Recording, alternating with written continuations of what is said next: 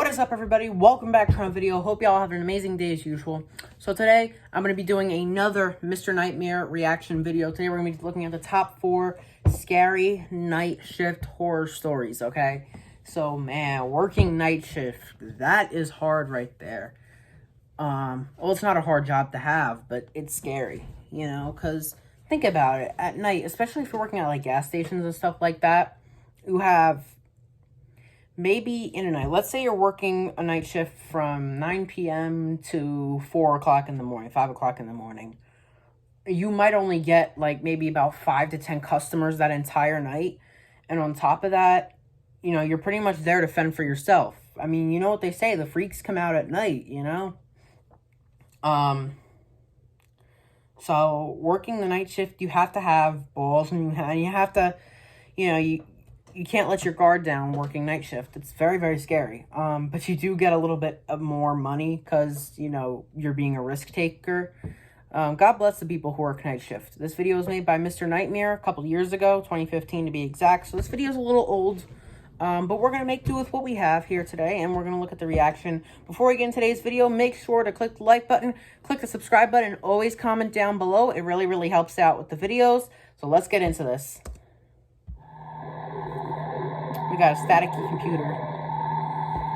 I tried to see, because sometimes Mr. Nightmare has animated versions. I don't know. I don't think this one's animated, though.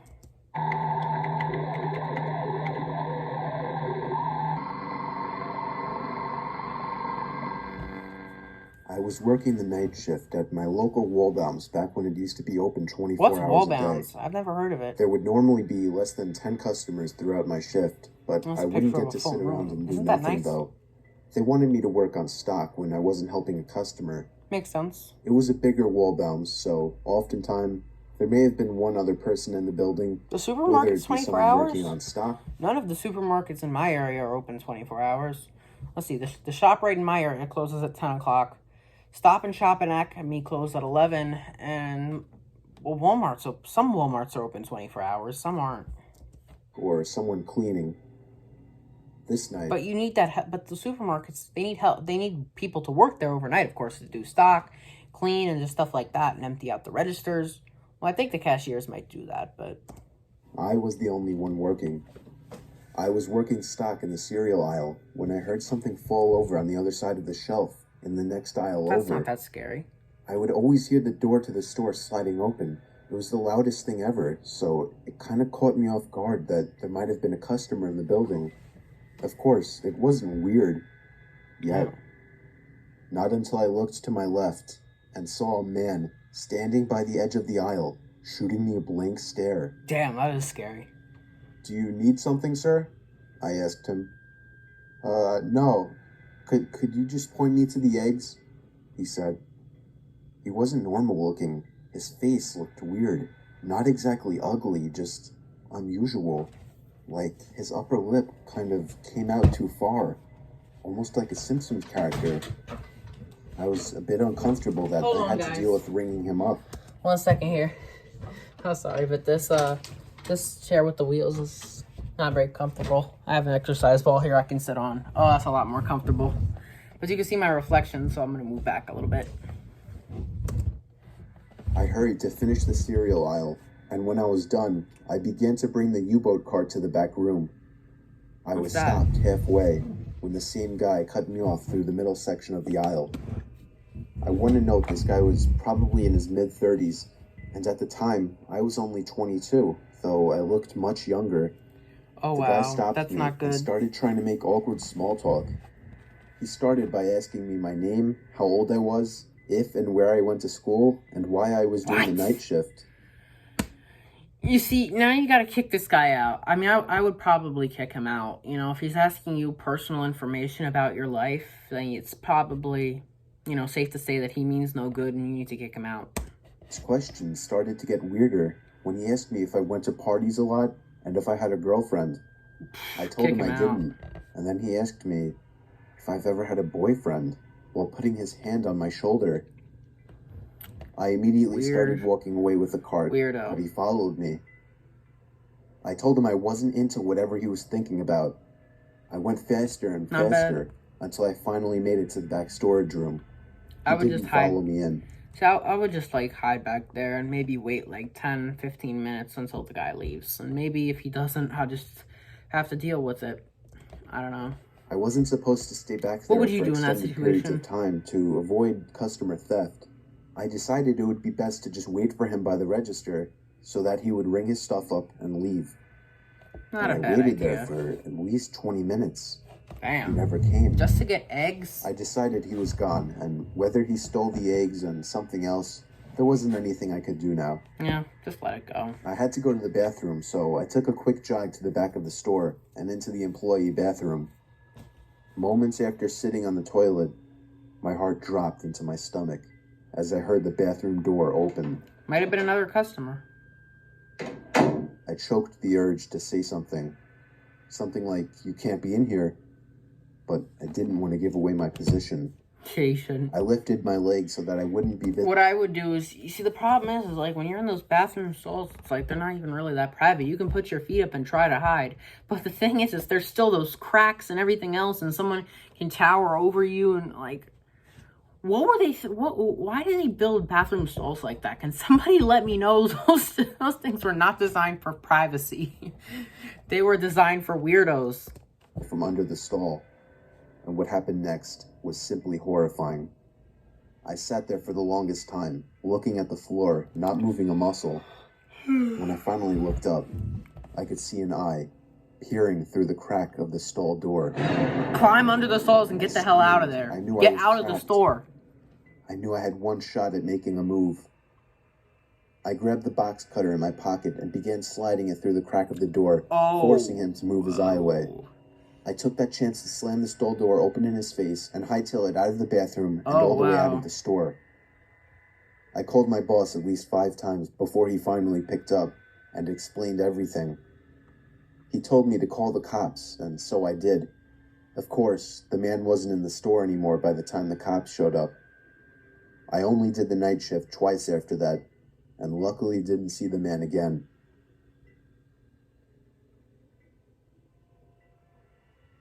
I used to work the night shift at a gas station on the side of some highway in the country. From the hours of 12 a.m. to 6 a.m., the road was pretty dead. Oh, that's I would that's have scary. maybe 1 or 2 people come in to pay cash in a whole night. It was a very boring and That's it? depressing job, especially seem like doing a the lot. graveyard shift. But I had just finished college and Hey, there's jobs much worse than that. needed to pay off my loans. The only reason I kept this job was because my boss threw me an extra $5 an hour for doing the night shift. That's good. Most bosses only pay people like $1 or $2 extra for the night shift. You have a good boss. Not gonna lie. This one cold December night, I was doing my usual thing, reading the newspaper, playing games on my phone, and Who whatnot, the hell reads the when I newspaper noticed the headlights anymore? of a car It's pulling off the 2021. highway into the parking lot. It was a red pickup truck. Somebody stepped out and shut the door. I went back to reading the paper as I saw that he was standing by the gas pump. I assumed he wasn't paying cash. I looked up a few moments later and saw that he was still standing in the same position, staring at boy. the gas pump. I almost That's felt weird. obligated to go out and help him. He Maybe was he needed obviously help. confused. I felt a cold chill run up my spine as I saw the 6-foot-something tall man slowly turn his head to face me. I couldn't make out any features of his face, but I knew he was staring at me. I tried to pretend I didn't notice by going back to reading the paper. You can't pretend you Of don't course, I notice. wasn't really reading now. I was a bit shaken by the guy out there. I just wanted him to pay debit or credit and leave. I looked up and gasped as the man was now much closer to the front door of the building. Why is this? This It doesn't wouldn't seem have been that so scary to me. disturbing if it weren't for the fact that he wasn't moving. He was just standing still, as before, still looking in my direction. I walked over to the door to get a closer look. All I could see in his face was still blackness. I locked the door and flipped the open sign to closed on the door. I didn't care if this would possibly get me in trouble. I was not taking a chance because, quite frankly, I was scared shitless. This story's not that I scary. walked I back don't think. behind the counter and sat down on one of the containers on the floor just so I couldn't see the man outside anymore. I stayed in that position for a good 5 minutes, texting every friend I have to see who was awake. I was desperate to tell somebody about this. When I finally got up to check that he was gone, I let out a full scream as the man was now right outside the door. I picked up the phone on the counter and called the police. The operator... Why would you call the cops? I mean, just to be honest, you really only should call 911 in life or death situations. To me, this doesn't seem like a life or death situation. Maybe it will turn into one, and in that case, by all means, go ahead. But... reluctant to send somebody over because of the way I described the situation, but I persuaded them. All right. I hid behind the counter, balled up like a child. I began to hear heavy thumps at the door, not innocent knocks to catch my attention. I mean thuds and thumps, trying to break down the door. That's scary. And then eventually it finally stopped. I heard the sound of a car starting outside and then driving off. I looked outside and he was gone. A patrol cop along with a state trooper pulled into the parking lot. I reported the red pickup truck and told them which direction I thought he went in. I couldn't describe his face as all I saw was blackness. Of course, there wasn't much the police could do as the man didn't really do anything. Right. That makes sense. I left that job a few months later to a job in the city.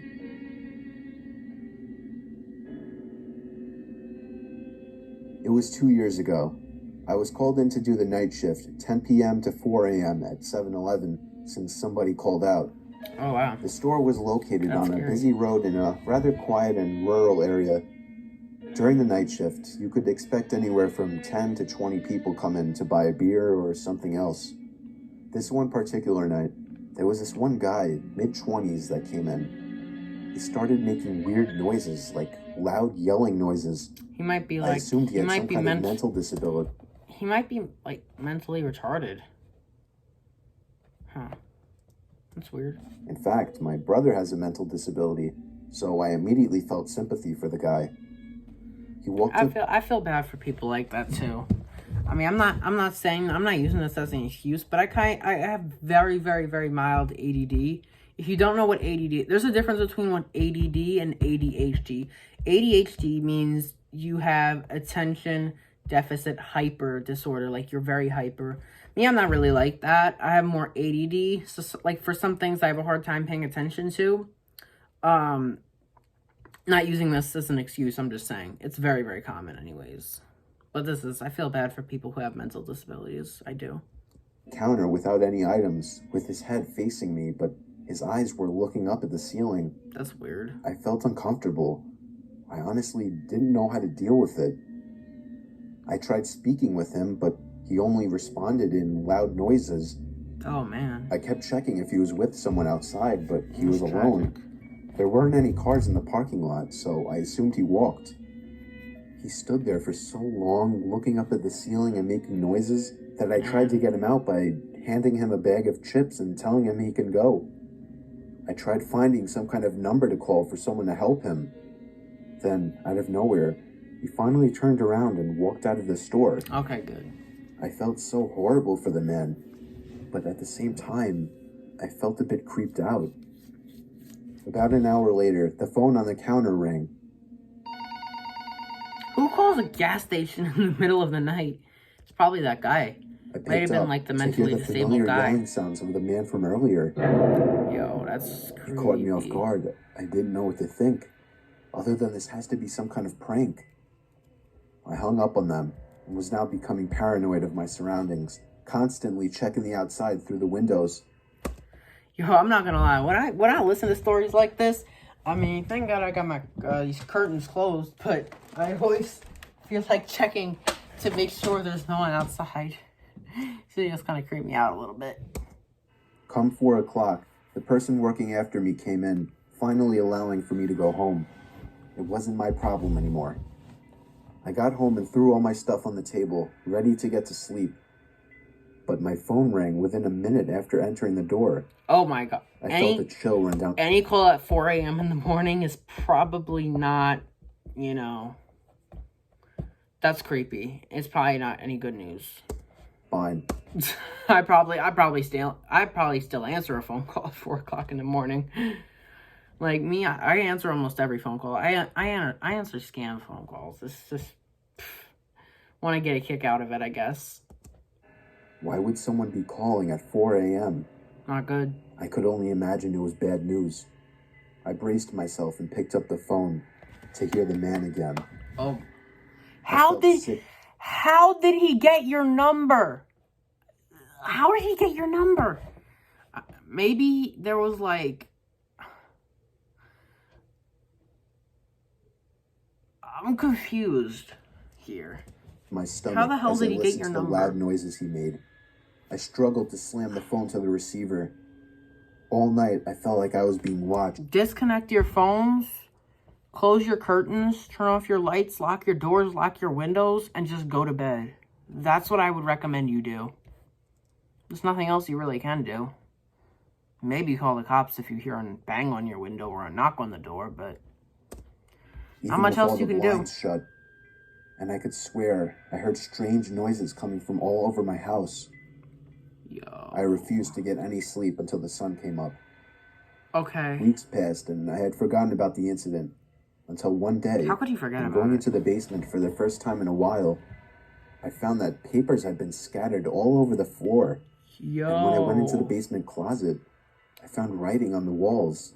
The hell? 7-Eleven had been written in Sharpie on the wall, along Yep. with the address to the 7-Eleven I worked at and my house address. The most disturbing part, Okay. I also found various kitchen knives, along with a large pocket knife sitting in the closet. Yo. That is scary right there. Started out as Maybe that guy must have been living in your basement. I don't know how he got down there, but secretly just an innocent person, turning into something of a prank, ultimately turned into something much more horrifying. that is He had been wild. living down there for God knows how long, and I'm just grateful that, for whatever reason, he changed his mind and left, because I haven't seen or heard from him since. That's good. All I can say is that man is dangerously ill. Straight up. Wow. I've worked in the K-9 unit for 9 years, and This is the last story. I've worked my fair share of graveyard shifts. I've definitely Working come night shift across as an weird things officer, that's scary. at night, but I'll never forget this one night. I worked with my dog Sammy, a German Shepherd. She was 2 years old at the time and was still kind of new to the job, just like me. I was driving down a road surrounded by crops when I spotted this. Can somebody tell me why all these scary stories happen in the rural areas? Well, see, the thing is like, if you live in like a big city, or if you would live in what some people would call the hood, you see, you can run somewhere and get some help or knock on a door. But when you're in the rural areas, you have most likely you have no cell phone service. You don't really have you don't really have anywhere you can go. I mean, you know, it could be like a mile till you find someone's house for help, and you know, or you have to just drive away. You know what I'm saying?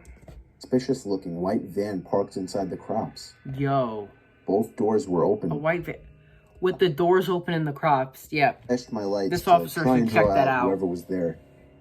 Nobody came out, so I parked and scanned the place out quickly. Nobody was in sight, so I took Sammy with me to track down the driver of the van. Sammy started going crazy when we reached the trunk of the van. Okay, She this was is getting pulling so scary. hard she almost broke off the leash. Oh boy. I opened the trunk to the van, and a blast of foul air hit me in the face. Are these I dead almost bodies? passed out from the mix of the horrible smell and the pure shock of what I saw in the trunk. I counted I think he saw dead bodies. I think. Let's see. 7 full body bags, each with a pair of 7 teeth sticking out at the bottom. full body bags. I requested immediate backup with my radio. Yeah, you I just heard the sound of a twig snapping nearby, and Sammy just lost it. get. I lost Get grip into of the that leash, cop and car. she took off into the crops. I pulled out my gun and followed your the sounds poor- of her barking. Your poor dog. As each This and is every crop bad. hit me in the face, I felt as if something would reach out and grab me. I stopped when I could no longer hear Sammy's barking. But Where'd your dog as I go? stopped, Where'd Sammy go? the sounds of movement did not. I realized I heard movement That's in the all killer. directions. That is this creepy killer. You probably have to. I don't know. If I was a cop, I have to relax. this is not in real life, Drew, relax. If I was a cop in this situation, I mean, even as a cop, he was scared, to death, Of course, a cop can be scared at times. So I'm trying to think to myself what he would have done. I mean, if I was a cop, I would probably just say, put your hands up. I don't know what else to do. Shoot him, maybe? Even that would just... I had never A lot of experienced such tension fear here. in my life. I stood still as the movement around me stopped. And then, out of nowhere, I felt two arms wrap around my throat. I couldn't breathe. Shoot. I couldn't fight. I was going to die. At this point, you have no backup. You're in a rural area with a bunch of crops. I know this sounds bad, but you're going to have to shoot him. You have no other choice, buddy. I mean, do what you have to do. And then, I heard the sound of Sammy's bark, followed by the scream of the man choking me as Sammy bit down on his leg. Oh, good. The next thing I did is Dogs are the something best. that I still question if it was appropriate doing to this day. I think. I turned around and pulled the trigger, killing the man. I grabbed Sammy by the... Now, if I was a cop, that would have scarred me for life. Be killing someone. I mean, as a cop, of course, you're going to have to do it eventually, but just... Even he says he's, scared. This is a bad situation to be in. I feel bad for this cop. all the way back to the car. I could tell people were following us from behind. People? I managed to What make it to the people? car safely and drive a quarter-mile down the road. I didn't stop to see which way they went. I didn't hold my ground. I fled like a coward. I cared much more about our lives than I did this job, and I'll still say that today. But it still pains me knowing how much of a coward I was. Backup arrived shortly, but the van was gone. Who fled away in the van? If you shot the killer to death and there were seven... Was there another person there? Failed to get the plate number on dash cam video. He failed to get the plate or even number? just writing it down. Oh, boy. This was within my first few months on the force, but it made me feel like absolute shit for months to come. You know, I can kind of sympathize with this cop. I mean, honestly, he's saying he's a coward. You know what? This cop is definitely not watching this video, but if he was, I'm going to say something to you. Cops are sworn to protect, and, you know, the cops, it's a dangerous job dealing with people, criminals, and stuff like that. You ran across 7 dead bodies and a killer who tried to kill you. I mean, this is scary. That is a scary situation to be in. You know, you're not a coward. If I was a cop, I think most cops would probably flee away, because that is a really, really scary situation to be in. The fact that, you know... I, someone who was sworn to protect, let a van full of killers get away. I don't know if he got fired or not, that cop. I feel bad for that cop. I really do. Even though cops have guns and they have to shoot people sometimes, it's still, you know, that's probably one of the scariest situations as a cop you can ever be in, you know? And also the third story with the, you know, the mentally retarded person, you know, getting into the house and, you know, living there and, you know. The second story with the guy who was just tapping or banging on the window at the 7-Eleven at night, that's not that scary in my opinion. And the one at the Wallbounds with the guy staring into the stall, that is kind of creepy. But number 4 is definitely the most scary one, for sure. This is super scary, people. Now, just like last time, I feel like going outside right now, checking to see if there's anyone watching me. So I'm going to finish it up for today's video. I really, really hope y'all enjoyed. Maybe you stayed to the end. You probably didn't, since this video is about 25 minutes long. But as a YouTuber, you can't really value people's time. Us YouTubers, we don't value people's time very much. I actually have to do some homework myself. So that's going to be for today's video. Make sure to like, subscribe, and God bless to everyone.